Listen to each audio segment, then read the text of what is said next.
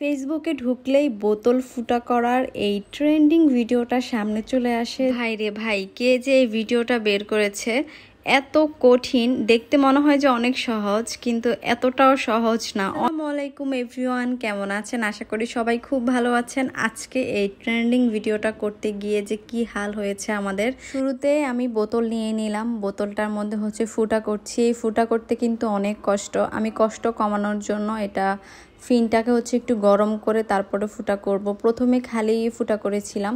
তো এখানে আরেকটা জিনিস আমার অভিজ্ঞতা থেকে বলছি, যখন আপনি সেফটি ফিনটা দিয়ে বা সুই দিয়ে ফুটাটা করবেন তখন কিন্তু কষ্ট হলেও সরাসরি করাটাই ভালো। ওই যে আগুনের তাপে বা হচ্ছে সুইটাকে গরম করে যখন ফুটাটা করবেন তখন কিন্তু বোতলের ফুটার ছিদ্রটা বড় হয়ে যাবে, তখন পানিটা কিন্তু অনেক জোরে বের হবে, যার কারণে একটুও সুন্দর হবে না। সো যত কষ্টই হোক না কেন আপনাকে হচ্ছে সময় নিয়ে ধৈর্য নিয়ে এভাবেই ফুটা করতে হবে। এখন আমি ঠিক যেভাবে ফুটাটা করছি সেম টু সেমভাবে, একটু কষ্ট হবে আর অনেক সময়ের ব্যাপার, সময় লাগবে, যেহেতু একদম উপরেরটা একদম ঘন ঘন করে করতে হবে, একটুও যেন খালি জায়গায় না থাকে, তখন কিন্তু পানির স্পিডটা বেশি আসবে আর ছোট ছোট করে আসবে। তো আমরা পুরো ছিদ্র সবগুলোই কিন্তু এই যে গরম করে, আমি সেফটি পিনটাকে একটু গরম করে তারপরে করেছি, যার কারণে ছিদ্রগুলো একটু বড় হয়েছে।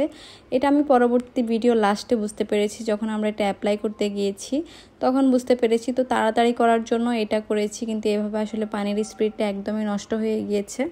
এই বোতল ফুটা কিন্তু আমরা একজনে করিনি, 4 জন মিলে ফুটা করেছি।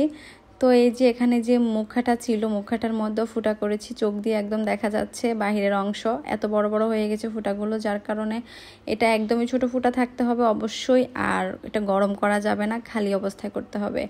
এরপর হচ্ছে আমরা চলে যাচ্ছি লিফটে করে নিচে। আমরা হচ্ছে লাইটের নিচে যেহেতু করব, আগে আমাদের লাইটের নিচে যেতে হবে। বাসা থেকে বের হলাম, আর পর্যাপ্ত পানি থাকতে হবে।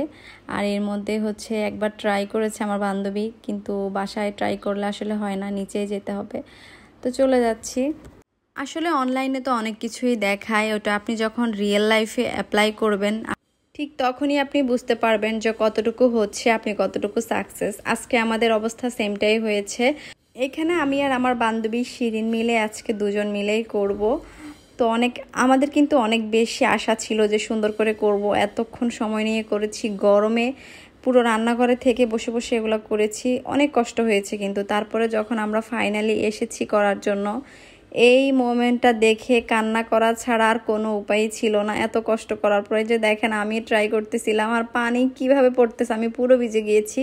আমি একদমই ভিজতে চাইনি, কিন্তু এই ভিডিওটা করতে গেলে ভিজতে তো হবে মাস্ট। আর আমাদের বোতলের ফুটাটা এতটাই বড় হয়ে গিয়েছে, পানিগুলো কিরকম উল্টাপাল্টা করে পড়ছে, আর এক পাশ দিয়ে বেশি এক পাশ দিয়ে কম, কারণ আমরা হচ্ছে গরম করেও দিয়েছি ছিদ্রটা, আবার কিছু খালিও দিয়েছি, যার কারণে সুন্দর হয়নি। আরেকটা সমস্যা হচ্ছে বোতলটা বড় নিতে হবে।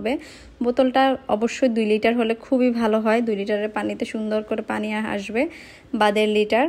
আর এমনিতে হচ্ছে পাতলা হতে হবে বোতলটা, যেন শক্ত না হয়, শক্ত হলে কিন্তু পানিটা জোরে আসবে না। অনেক পাতলা থেকে বোতলটা নিতে হবে, 7 আপের বোতল যেগুলো থাকে সেমগুলাই নিতে হবে। এরপর দেখেন আমি ভিজে পুরো একাকার অবস্থা, হিজাব আমার ড্রেস সব ভিজে গিয়েছে। এরপর হচ্ছে আমরা বাসায় চলে যাচ্ছি। আজকে আমরা ফেল করেছি আর কি, আর একবার ট্রাই করব, যেহেতু হয়নি নেক্সট আবার ট্রাই করব।